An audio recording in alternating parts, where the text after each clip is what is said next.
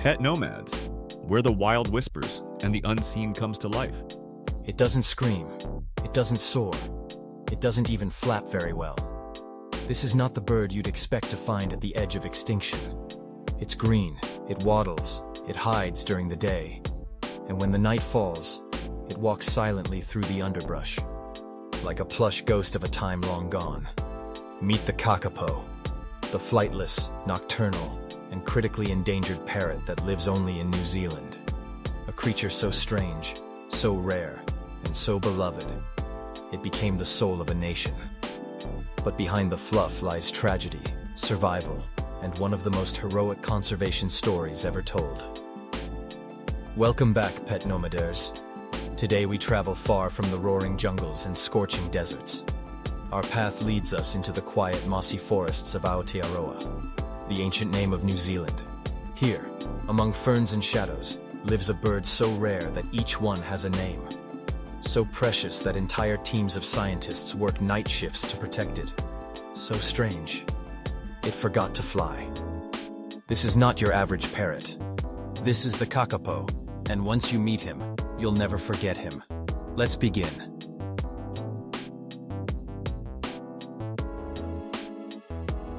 The Kakapo, Strigops habroptilus, is one of the most unique birds on Earth, and not just because of how it looks. Let's start with the basics. It's flightless. Unlike other parrots, the Kakapo cannot fly at all. Its wings are small, its body is heavy, and its breastbone lacks the keel needed for flight muscles. It's nocturnal. Most parrots are bright and loud. The Kakapo? It sleeps during the day and becomes active at night, moving slowly, sniffing out food, avoiding predators with silence. It's long-lived. The Kakapo can live up to 90 years, making it one of the longest living birds ever recorded. It's herbivorous. Its diet includes native leaves, seeds, fruits, and bark, especially the rimu tree fruit, which plays a crucial role in reproduction. It's deeply endangered. Fewer than 250 individuals are alive today. Every single one tracked, monitored, and known by name.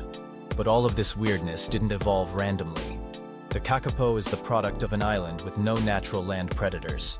For thousands of years, New Zealand was free of mammals like cats, stoats, and rats. So the Kakapo evolved into a slow, ground-dwelling, trusting bird. And that's exactly why things went wrong. A bird that walks, not flies. When you watch a Kakapo move, you see a creature designed for a different world. It walks with a slow, waddling gait, like a feathered toddler learning balance. It climbs low branches and tree trunks using its beak and claws. And to descend, it sometimes glides awkwardly using its wings to parachute down. The wings? Useless for flight, but great for balancing, climbing, and flapping during awkward landings. It's like watching a living contradiction. A parrot that behaves more like a badger than a bird. And yet, it survived. Hidden in the forests, nesting in hollow logs, feeding on fallen fruit and leaves. For millennia. Until something arrived that would change everything.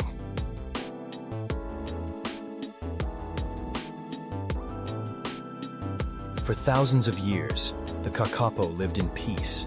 No natural predators, no need to flee, no need to fly. But that peace shattered when humans arrived, and brought danger with them. The invasion of predators. First came the Polynesians nearly 700 years ago, bringing dogs and rats. Then came the Europeans, with cats, stoats, and more. These predators were faster, smarter, and hungry. The Kakapo, trusting and defenseless, became an easy meal. It froze when threatened, an ancient instinct that worked against hawks, but made it a sitting target for dogs and cats. Its mossy green feathers were no match for sharp noses. Its silence, once a strength, became a weakness.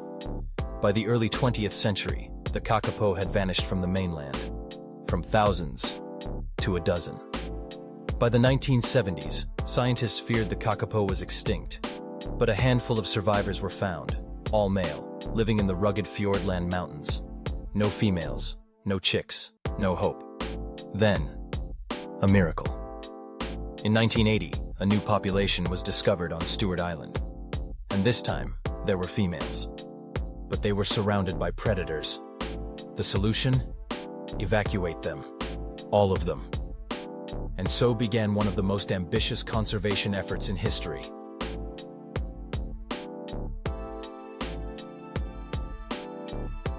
In the 1980s and 90s, a small army of scientists, volunteers, and conservationists launched Operation Kakapo. Their mission: remove every single kakapo from predator-infested areas, transfer them to predator-free offshore islands, monitor them 24/7, and, hopefully, help them breed. They chose islands like Codfish Island, Wenuahu, and Anchor Island, carefully cleared of rats, cats, and stoats. Each kakapo was given a name, a radio transmitter, a file. Every movement was logged, every egg weighed, every chick monitored. It became one of the most intense wildlife protection programs ever attempted. A very picky lover. But the kakapo had one more surprise. They don't breed often. In fact, kakapos breed only every 2 to 5 years, and only when a certain tree, the rimu, produces fruit. No rimu fruit. No mating season.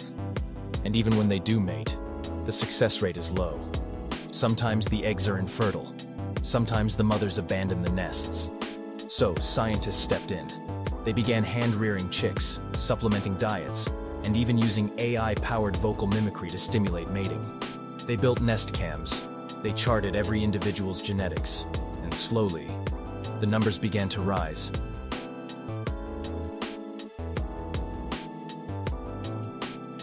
Today, there are fewer than 250 kakapos alive.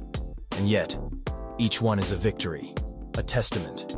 They have names like Sirocco, who became a celebrity after trying to mate with a human's head during a BBC documentary. Zephyr Esperanza Lisa 1. They are icons in New Zealand, symbols of what happens when humans choose to save instead of destroy. Children learn their names in school. Elders donate to conservation in their will. Entire communities follow the kakapo breeding season like it's the Olympics. And the world? It watches in awe. Because this bird, this silly, waddling, flightless parrot, refused to vanish. What makes the kakapo so special? It's not just the rarity. It's that the kakapo reminds us that nature is bizarre and beautiful and broken. That evolution creates creatures that defy logic. That survival is often stranger than fiction. And that no species is too weird or too few to fight for. The kakapo doesn't fly, but it lifts the spirit of everyone who meets it. It doesn't sing, but it teaches. It doesn't dominate, but it inspires.